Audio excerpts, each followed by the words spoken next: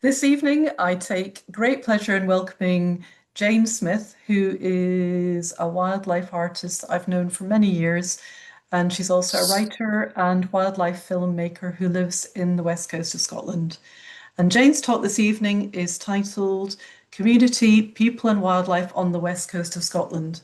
So without further ado, I'm going to pass you over to Jane. So welcome, Jane.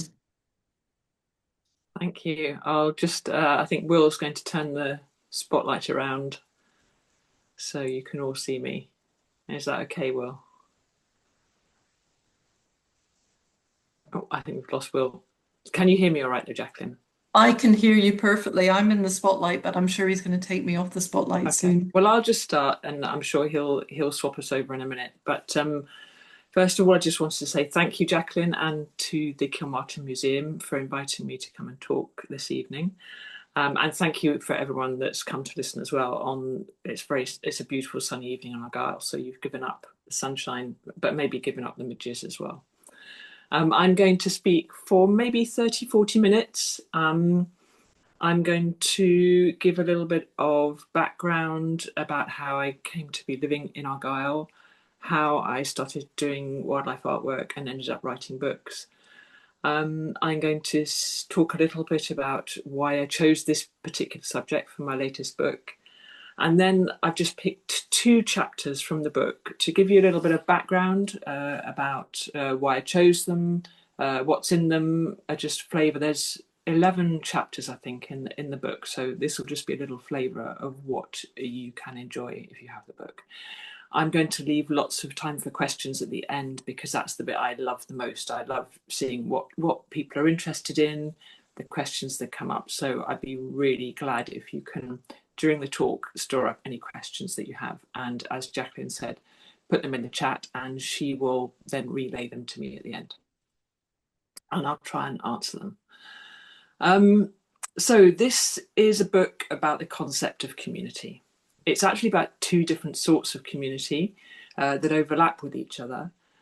The first community is our social community, and what we can achieve when we work together. So you can probably tell from my accent that I wasn't born in Scotland, although I've lived in Scotland for maybe 30 years. I don't seem to have lost my South Coast accent. So I was born in Sussex on the south coast of England. And where I grew up, we hardly even knew our next door neighbours. So when I moved to Argyll in the 1990s, I kind of rediscovered that idea of community and I really value it. The second sort of community that is dealt with in the book is the natural biological community that we're also part of as well. When I left Sussex, I went to university to study zoology. And there I learnt about ecosystems, which are such a fantastic web of life that sustains all of us. And the idea behind it is even the smallest creature right at the bottom of the web supports, it has a vital role. So, for example, in Scotland, we have wood ants that live in the Caledonian pine forests. And these tiny ants that live on the forest floor, but they are farmers and they farm aphids right up in the top of the tallest Caledonian pines, hundreds of feet up above. The pines tolerate these aphids because they like to have the ants there to fight or to catch all the harmful insects that might be damaging the pines. The ants want these other insects because they like to feed their young some protein. So the whole this tall, massive tree that's maybe a few hundred years old is benefiting from this tiny little insect that maybe only lives for a few months. So I love that beautiful idea of all the different elements of the community being vital to the whole. I'm going to illustrate the talk today with my artwork. And so this is the first picture that you can see up here now. This is the front cover of the book. As Jacqueline said, the subtitle is People and Wildlife on the West Coast of Scotland. And I hope the image illustrates that. We've got sparrows in the foreground perching on the fishing creels, and in the background, the human community, the village. I only realised recently, in fact, when I was writing this talk, that there's something a little bit strange about this image, that normally in any community you would not be able to get away from the car. There's no cars in this image. And I was thinking about this. My parents were born in the 1930s, and then, so that's almost 100 years ago, then almost nobody had a car. And so if you wanted to get anywhere, you would go, you would walk, you would cycle, or you would catch the bus. By the time I grew up in the 1970s, my family could afford two cars. There was so much traffic on the road that it was a bit dangerous for to get to school, for us to walk to school. So our parents took us by car, and so you can see the exacerbating problem. Where I live now, I'm quite lucky. I have the option of walking to the village shop, and so there I can meet other members of my community on the way. Sometimes it might take me an hour to get to the shop because I might stop 6 times and chat to people, find out all the news and gossip. So I feel like we are isolated from our communities a bit, and maybe one of the reasons for that is the car. And I feel like the car also isolates us from the natural world as well. So if you're in a car, you can't hear the birds calling overhead, you can't smell the flowers, you can't see the details of what's springing up in the verge.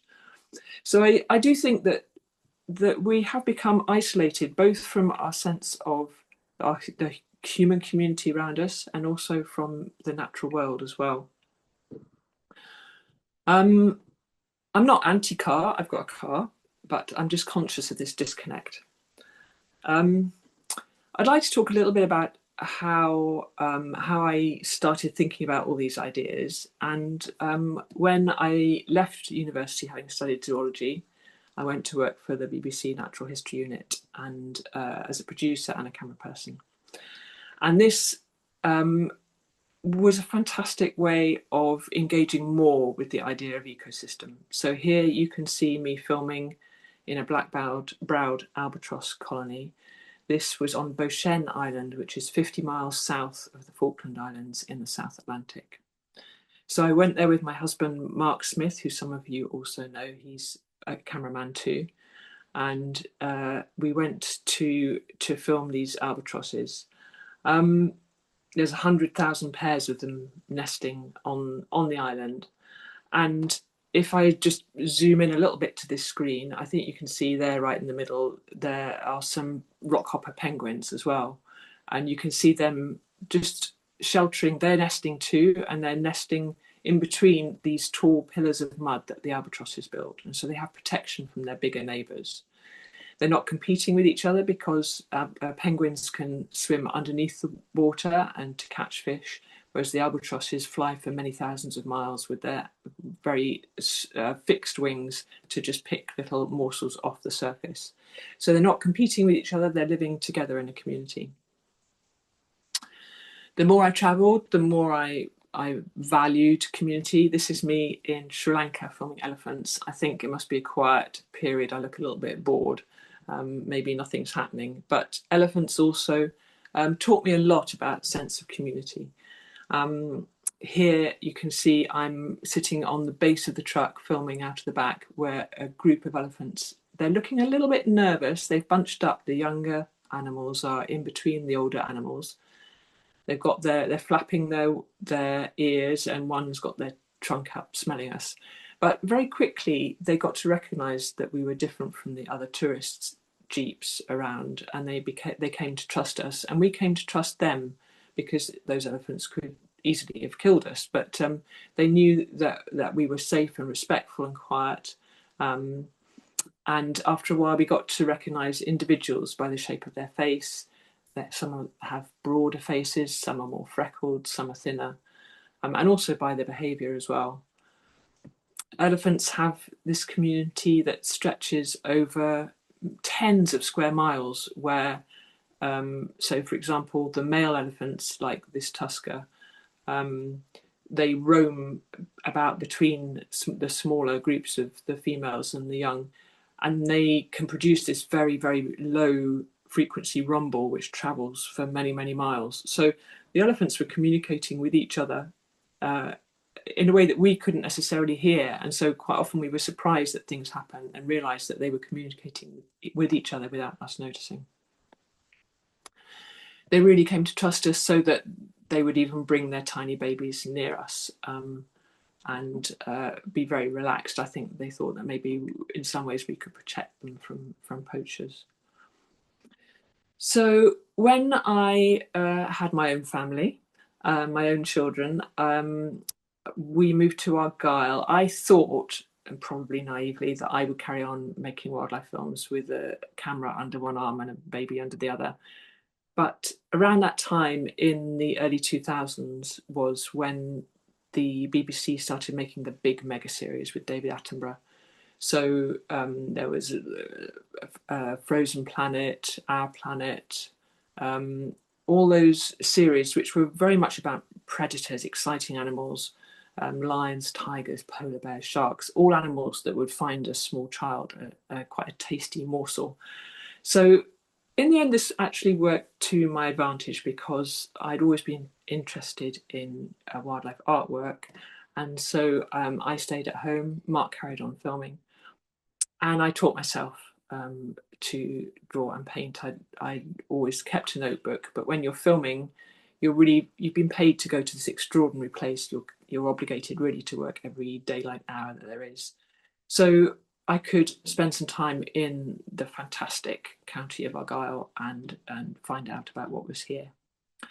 I like to start all my artwork with a real encounter with wildlife. And when you sit quietly in a field, quite often other wildlife that you're not expecting, they don't realise you're there. You just have these lovely experiences.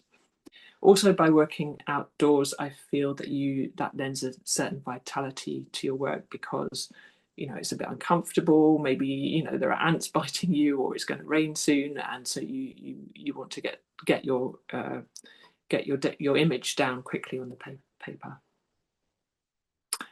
When I've produced my sketches, I take them back to the studio and I make screen prints. I've tried lots of different sorts of printmaking, but I like screen printing the best.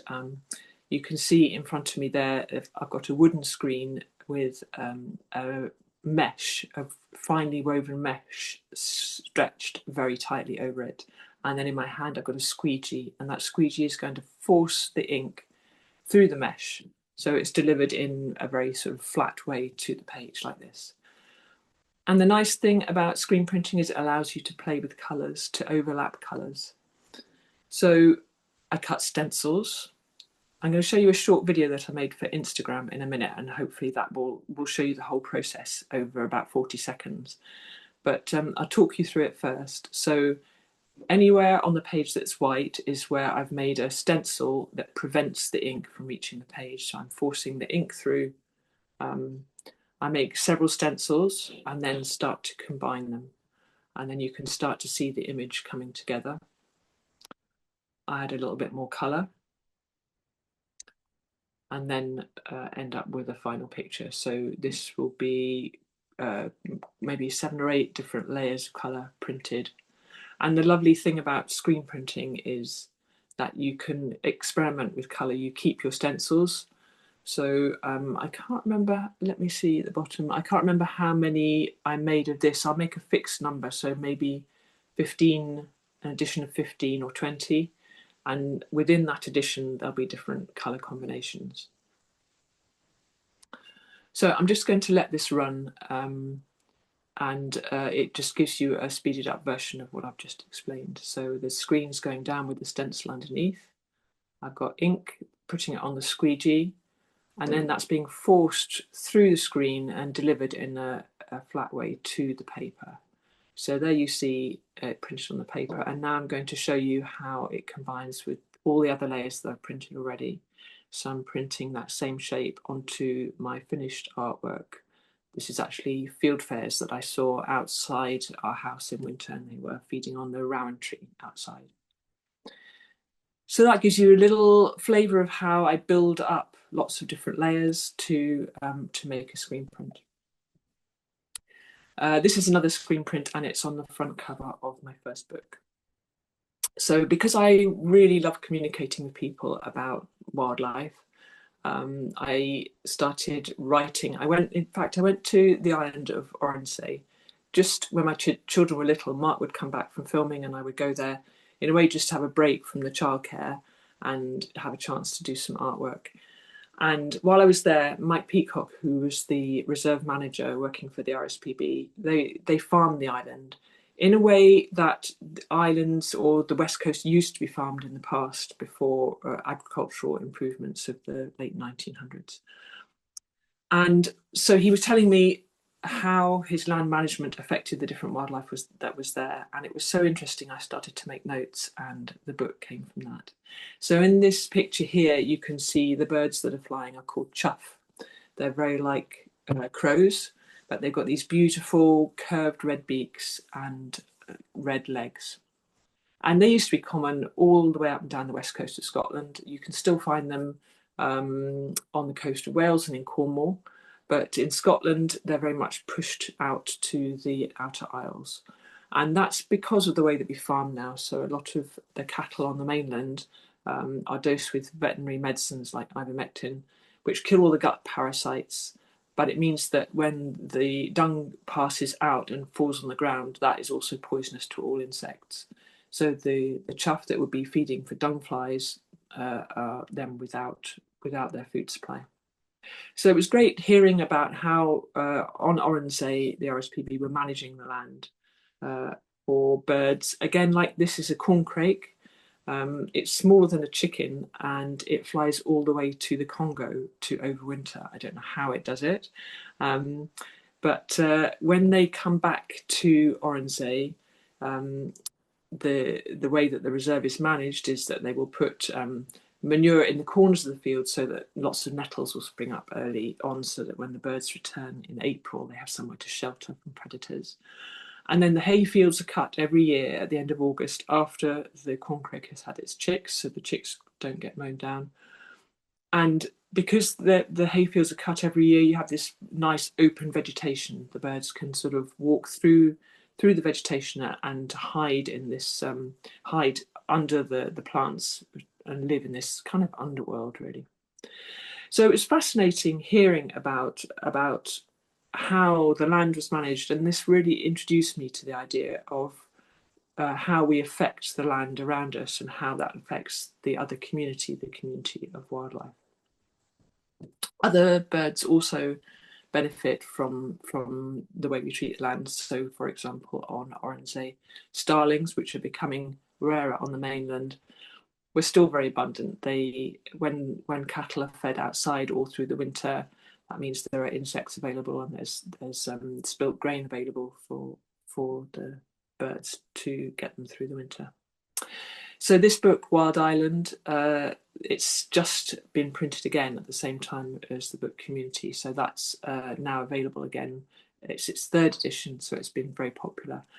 And I'll be selling that at my open studio, which is coming up in the middle of August, if anyone is interested in coming along.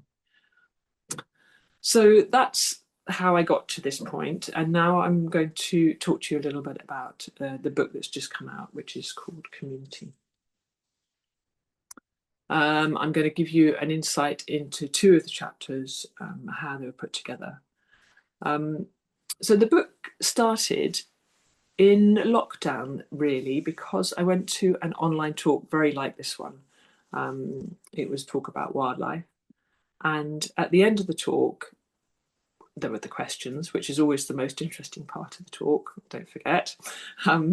And the people that were asking questions all seemed incredibly despondent. They were people who'd grown up with wildlife, very close to wildlife before there were screens and computers, and they'd seen how much it had changed since their childhood. And they felt that, you know, we all know the news presents us with these massive insoluble problems. We just feel powerless about it. And everyone seemed very despondent. But after this talk, I started thinking, is that the only option? It won't take us anywhere. It's not very motivating, despondency. So I thought maybe if we use the skills that we have just to start something, I wonder if the power of community can amplify what we do. I started looking into that. So the first chapter that I want to talk to you a little bit about from the book is the coast chapter. Each chapter is based in a different habitat type. So there's a chapter on a river, on a woodland, on the sea, on the city even. So the coast chapter started with me finding out about the Argyll Coast and Islands Hope Spot. So this was awarded to actually my home bit of coastline about, I would say, maybe 6 years ago, I think. It's a recognition of the value of the quality of this bit of coast. It's not a legal designation. It doesn't carry any legislation with it, but it's just a recognition of how amazing our coastline here is. There are other hope spots in the world, I think maybe 50 or so. I know the Galapagos is one, the Great Barrier Reef is one, and the Argyll Coast and Islands Hope Spot is the first one in the UK mainland. It contains these skate, which you see in the picture. They're called flapper skate. They're 2 meters across from wingtip to wingtip. They used to be called common skate, but they're no longer common. They live in the very deep part of the Sound of Jura. And then we have such a variety of features in the Sound of Jura. We've got the Corrie Wrekin Whirlpool, of course, and then right up to this very shallow, beautiful, shallow water where it's warm and sunny, and you get things like serpulid worms and corals and starfish and so on. I also found out about an umbrella organisation called the Coastal Communities Network. So there are 30 communities, local communities set up by local people in Scotland, all over Scotland, which are part of this umbrella organisation. And they're all organisations that have just been set up by people seeing something that wasn't quite right in their landscape, getting fed up with waiting for somebody else to solve the problem, and just thinking, well, maybe we could do something. And so 30, it grew slowly, but now 30 different organisations are part of this network. Some of the organisations are concerned with clearing up litter and plastic pollution. Others are concerned with maybe the sea lice from fish farms. They all have an interest and an expertise, but they all come together under the Coastal Communities Network. So that really started the coastal chapter. If you look at this photograph of Argyll, you can see how much coastline there is and how much there's almost more sea than land, and there's hundreds of miles of coastline. The sea traditionally has been so important for people living on this coast. Before the car, that's how everyone got around and travelled, by boat. It's provided with us with food, with fertiliser from seaweed for the land. But as the population grew over the years, the sea's also been used as a kind of waste disposal unit. The problem is that it's out of sight, out of mind, so that most people never get to go and see what's under the water. This is a photograph that my next door neighbour gave me, and it's on the jetty just round the corner from my house. And this is maybe 100 years ago that somebody had caught this flapper skate, and you can see the size of it. Now, flapper skate are rare because of dredging. So dredging is when you drag huge rakes across the bottom of the sea, and these skate get caught up in the trawls. I'm sure that if the fishermen themselves could see what was happening under the water, they would think twice about what they're doing. But this out of sight, out of mind situation prevails. So I was wondering what can be done about this. This is something that would, if you think about it too much, it makes you despair. What could I do?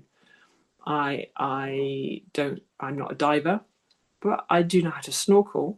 So I got some of my friends together. These are people who are from the Society of Wildlife Artists. This is an organisation we have. I'm a member. I've been an elected member of this for about 10 years. And every year we have a big exhibition in London at the Mall Galleries at the bottom of the Mall. These people are amazing. They're incredible artists. They're at the top of their game. And they agreed to come to Argyll to help us share what was under the water. It was quite a big challenge. They all paid for their own travel. My neighbours in my community provided accommodation for free. Mark, my husband, did the cooking every night, and my daughter made tray bakes so that when people came out of the water and were starving, they had something to refuel them before they carried on with their artwork. My friend from the village, Lottie, who's in the middle in the yellow hat, she was our safety swimmer, and she shared her knowledge of what was under the water. So I can't pretend it wasn't chaos to start with. We had to find wetsuits to fit everybody. And then these artists, they're amazing artists. They were determined to find the artwork that was going to, the wildlife that was going to inspire their artwork, and get past the problems that working in the water presented. This is, we all recognise, for example, mussels, because we eat mussels, but there were so many other creatures in the water that we really had no idea of. I mean, you can see brittle stars here, you can see a goby. So we had the problem of not really even knowing what we were drawing. This is me just holding on to the seaweed in quite a fast current. So we found out we had to tie everything down. Our crayons, I think that's a crayon you can see on a string floating past me. We had boards that we drew on, and we tied them around our waist so they wouldn't fly away. And also for swimming, like if you've got a drawing board in your hand, you can't swim. So it was quite a fast learning curve. We found that all the rules of artwork were changed, that you're no longer, when you're working on land, you have a horizon and you have trees that go up vertically. Well, here we were looking down onto the landscape. And so we had to adapt all the normal rules of artwork. I thought that actually what I'd do is I'd read you a short extract. It's just a 2-minute extract from the book, just to give you an idea of the style of the book. And it just brings to life what it's like, because it's such an extraordinary thing swimming underwater. It's hard to imagine sometimes. So this is just 2 minutes. Pulling on all the neoprene is hot work. The wetsuit is tight. The hood makes me deaf. The gloves fumble the strap of the mask, which steams up as I overheat. It's a relief to get in the water, floating in the shallows, putting my head under and trying to slow my nervous breathing through the snorkel. As soon as I start looking around, I relax. A tiny pipefish, like seaweed with an eye, hangs quizzically in front of me. Sunlight dapples the land, where intriguing tentacles flicker. I waft away the sand grains and reveal a dahlia anemone like a candy-striped flower buried there. We push off and let the tide take us. The current is strong but completely predictable, so we know where to catch a ride and where to jump off into a back eddy. As we fly across the landscape, crabs scuttle for cover below. We're accompanied by our own squadron of fish darting through the current beside us. We glide over a forest of sea oak which billows in the current. Lottie points out sugar kelp, fringed with shirt ruffles. As the seaweed is pushed and pulled by the tide, we catch tantalizing glimpses of a hidden world below. A tiny blue starfish rests on a cushion of orange sponge. Translucent sea squirts containing bright yellow coils shine like miniature light bulbs. Crusty pink merle glows against the turquoise depths. We arrive in an open glade in the sea oak, and several large mullet dash for cover, making us both jump. Tucked under boulders, we spot tall apricot plumose anemones with feather boa frills draped around their shoulders. We hold onto the rock as if in a strong headwind, then let go to soar and tumble in an exhilarating ride as the ground drops away below. Having mostly conquered my fear of the unknown, I have one remaining worry, which is how cold I can let myself become. I'm shivering, but it's hard to tell if it's from cold or excitement. It's addictive, wanting to know what new amazing experience is waiting around each corner. But eventually, I head for shore. So that's a little flavour of what it's like just when you put your head under the water with a snorkel on and see what amazing stuff there is. And anywhere in the world, whether you're in a sandy place, a muddy place, a rocky places are the richest. So I definitely recommend it. So this project has been a big success. We're in our 5th year now. This is last year's cohort. And we're currently, the applications are open for the 2025 residency, which will close at this weekend. We've had incredible people join our community. We've had a tattoo artist, a composer, musicians, printmakers, jewelry makers, writers, all sorts of people who wanted to come and find out how they could snorkel. We have our safety swimmers there as well, so everything is people feel very safe and reassured. I feel very surprised at the success of this project, not because the wildlife here is amazing and everyone, I didn't know whether people would be overwhelmed or underwhelmed, but people are amazed to see what we have in Argyll. Like, for example, we found 2 years ago, we found this curled octopus on one of our swims. We've had such fun, we've met amazing people, and we didn't have to solve all the problems of the coastline. We just offered our skill. So other people offered their skills, whatever it was in campaigning.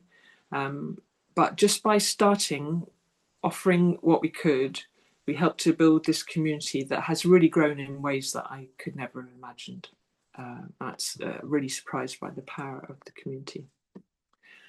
So that's the first chapter that I wanted to tell you a little bit about. The second chapter that I wanted to talk to you about was St Kilda.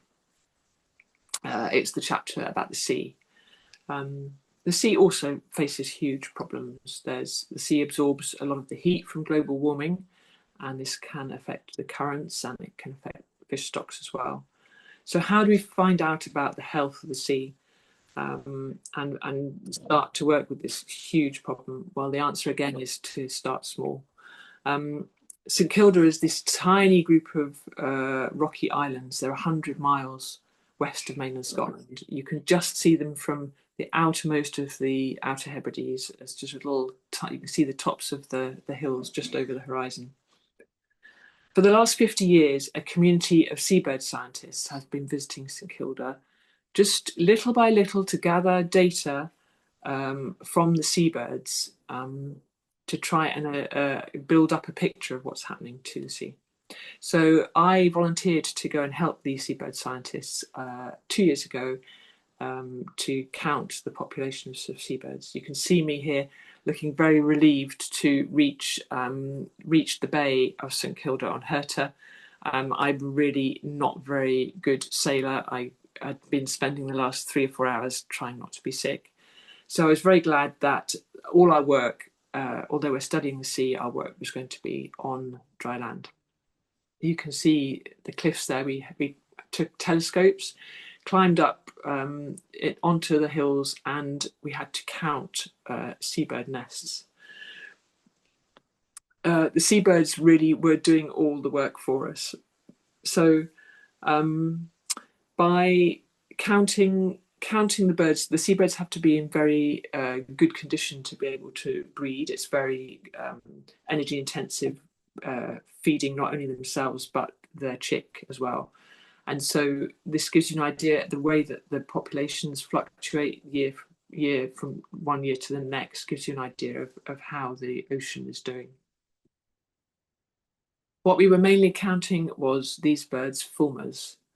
And fulmars really are the glue in the middle of this story of St Kilda, because they bind the two communities together, the wildlife community and the human community. So not only is it the seabirds that are studying them, but the whole historical story of St Kilda is bound up with the fulmars. The people who lived on St Kilda for many hundreds of years would lower themselves down over the cliffs on horsehair ropes to harvest the young fulmars. And that would be help them. They would store the meat, and that would help them get through the winter. It was actually better than fishing, because if you sent a group of men out in a boat to fish, you could lose the whole lot of them if a storm came up. So while climbing down the cliffs was very dangerous, their thinking was that maybe one person would die every 10 years, but you wouldn't have a catastrophe where maybe 10 people would die, which would really affect the community's ability to survive. So on the island, there are these little stone houses called cleats. They're built from the stone with gaps in between so the wind can whistle through. And so they would hang up the seabirds to dry there in the wind, in the cool, and the meat would be salted and preserved for the winters. And some estimates say that the islanders harvested up to 20,000 fulmars to get them through the winter. It was a really hard life. You can see down in the bottom of this picture the remains of the village below. In the 1700s, smallpox almost completely wiped out the population. But the population, the people came again, were repopulated. The island was repopulated from nearby Lewis and Harris, because what the islanders were producing, which was feathers and eggs and meat, they were sending a proportion of their harvest back to the laird, and that was valued. So in the mid 1800s, the people they farmed as well. They had these sheep as well, these native sheep. But in the mid 1800s, quite a large proportion of the population emigrated to Australia. They were offered the opportunity when a lot of other people were emigrating to Australia, and they felt that would be, an easier life. The population was really reliant on the young men who were brave enough to go down the cliffs and gather seabirds. But by the 1900s, the population was realizing that there were alternative ways of life that were easier on the mainland. And as more and more people left, the community got to a critical size.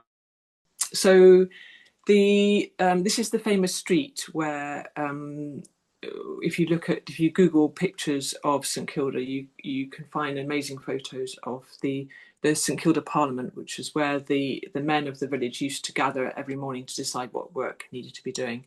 And now it's populated by seabird scientists. So this is us. We were able to stay in some of the cottages which have been re-roofed to work and provide this data, which is giving an insight into the state of the sea off the coast of Scotland. But St Kilda not only has that value for seabird for science, but also it provides this idea of wilderness, which is really valuable, I think, more and more when there's so little of it left. And so people come on cruise ships and on small boats to visit, to see the incredible spectacle of the seabird colonies and to experience that idea of wilderness. And this is really illustrated very well by an evening that we had on our trip, where we did a 2-hour walk down through a boulder field at the bottom of the cliffs, and then up a very steep slope to sit in the dark and waiting for the leeches petrels to return into their burrows. And it's a magical experience because the petrels, they're just like swallows, but they just fly at night. You just hear them, see these shadows fluttering, and they make the most amazing call, like a bit like a fairy being sick, if you could imagine such a thing. That's how they find their burrow at night. And so we sat there in the dark with this experience. We couldn't really leave until it got light, but at that time of year, it's only dark really between 1 and 3 in the morning. So we had 2 hours sitting on the cliff. And then by 3 we could walk back, do a 2-hour walk back. So it was an incredible experience. That opportunity to experience something really wild. So now I'm going to start to wrap up the talk. The book, each chapter in the book. So there's a chapter on each chapter concerns a different habitat type, maybe a river or a woodland or a city. Each chapter starts with a kind of a travel poster. And except the first chapter, it's a sort of anti-travel poster, really. It's the idea that if you stay at home, you can see amazing things in your garden. So the first chapter is about gardens. And the interesting thing is that the book is already starting to build communities, which I'm so delighted about. So the person who's in my first chapter, talking about her garden, Annette, who lives in Argyll, she isn't at this talk today because she's talking to the people in the last chapter of my book. So Annette, she lives locally and has swifts nesting in the roof of her house. She found one stuck underneath the slates one day and decided that she wanted to put up nest boxes for the swifts. Swifts are these amazing birds that have they're like swallows, but they have these really scimitar-like wings. They're completely designed for a life on the wing. They feed on the wing on insects. They drink. They even collect nest material on the wing, and they only come to land just to breed. So Annette put up these boxes, and then she put up cameras in the boxes so we could see what was happening, and she invited me to come have a look at the adults and the chicks that were nesting there. She learned so much from watching what the swifts are doing. She read everything that she could find and has become an expert on swift breeding biology. And so tonight she has invited the people in the last chapter of my book, which is the Tay Valley Wildlife Club, to come and visit and see the swifts that are nesting. So the Wildlife Club in Tay Valley was set up by somebody, again, who saw a big problem and just thought, what can I do?